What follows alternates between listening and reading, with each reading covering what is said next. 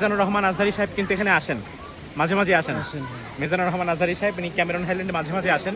6000 fit উচ্চতায় মালয়েশিয়ার Cameron হাইল্যান্ডে একটা স্ট্রবেরি বাগানে, পাহাড়ের ওপর স্ট্রবেরি বাগান, যেখান থেকে আপনি নিজের ইচ্ছে মতো স্ট্রবেরি কেটে খেতে পারবেন।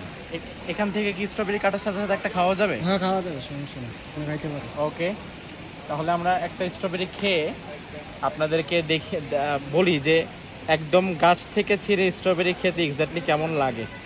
বিসমিল্লাহ।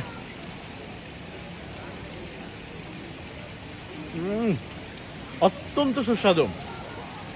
বাংলাদেশে যে স্ট্রবেরিগুলো বিক্রি হয় মুখে নেওয়া যায় না, বাট মালয়েশিয়ার ক্যামেরুন হাইল্যান্ডের স্ট্রবেরি বাগানে এসে জাস্ট স্ট্রবেরি সম্পর্কে আপনার ধারণা পাল্টে যাবে। এখানে ঘুরে ঘুরে বাছাই করে আপনি স্ট্রবেরি নিতে পারবেন। আল্লাহ সুবহানাহু ওয়া তাআলা কিন্তু বলেছেন তোমরা জমিনে ভ্রমণ করো, ভ্রমণ করলে অভিজ্ঞতা বাড়বে, আল্লাহ নিয়ামত সম্পর্কে ধারণা হবে। আর মালয়েশিয়াতে এসে সবচেয়ে বেশি যেটা ফেস করছি সেটা হচ্ছে প্রবাসী ভাইদের ভালোবাসা। বাংলাদেশের বিভিন্ন অঞ্চলের প্রবাসী, ইভেন এখন ক্যামেরার অপোজিটে যিনি আছেন তিনি আমার একজন প্রবাসী ভাই, ক্যামেরুন হাইল্যান্ডে এখানে কাজ করেন, কুমিল্লার তিতাসে তার বাড়ি। তো তিনার রেফারেন্সেই কিন্তু আমাদের এখানে আসা। তো আসুন আপনাদেরকে আরও কিছু স্ট্রবেরি নিয়ে দেখায়। আমি মাত্র 2টা নিছি, কয়টা নিতে পারবো?